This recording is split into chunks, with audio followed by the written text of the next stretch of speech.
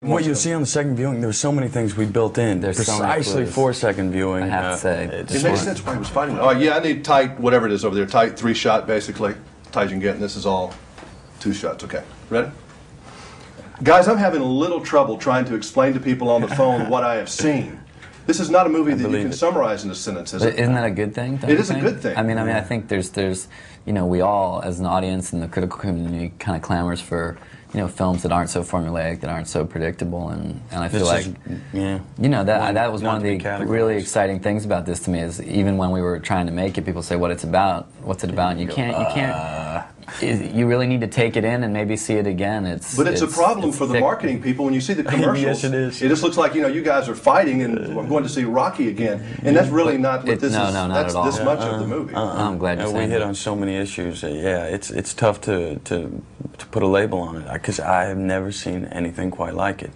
To everyone's credit, but especially Fincher's and Chuck's voice. It's an unusual. It's very, very thick with ideas. Almost. It's a philosophy class or something. I it's think movie so, you go watch, and then you find yourself talking. You know. Yeah. It is. As we were in the beginning when we all sat down. I said, Fincher and Brad, I said, you know, endless discussion. This is a zeitgeist film. It's a film that if we get it, if we catch the spirit of this book in this film, we'll have really kind of held a mirror up to the culture at a certain time, I think. Is it fair to say, because the book was like this, and I think I've seen some commentaries in the book that said that basically men are out of style in the 20th century.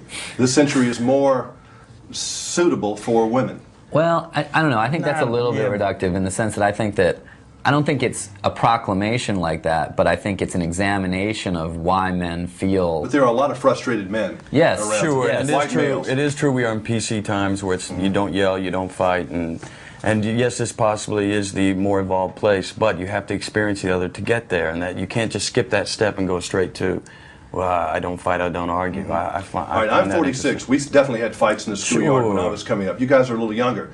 Did you have people? And would you say they were innocuous at this point? I mean, this is before people whipping out guns, but right. Would you say, for me, it was innocuous? I mean, it's just part of the rite of passage in a sense. But I think we're in a whole generation of young boys now that have never had a fight in a schoolyard. Well, this is what where the book springboards from, saying that we are all spectators. We don't participate anymore. We sit behind our TV screens and our leather sofas and don't get in there. And the expression of the book that I was really drawn to was not about getting out in aggression, was not about pounding the other guy. It was more about just getting in the machine and receiving. Is your character insane? Is that fair to ask, without giving anything away? Yes, I think that's fair to ask. I think it is a.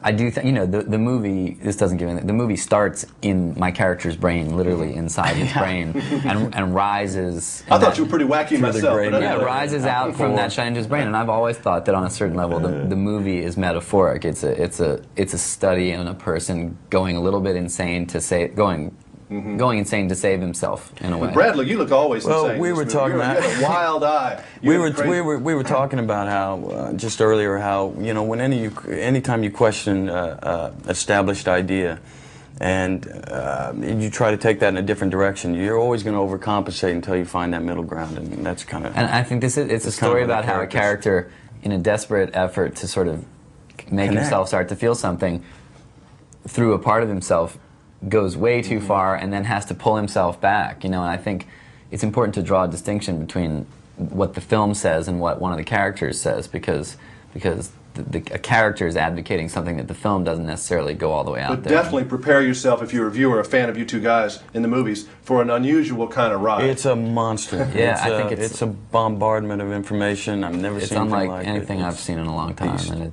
I think we all feel very happy about it as a very unique and challenging film. It was quite the trip. Excellent. Nice seeing you guys. Thank you a lot. All right. Good work. Thanks a lot.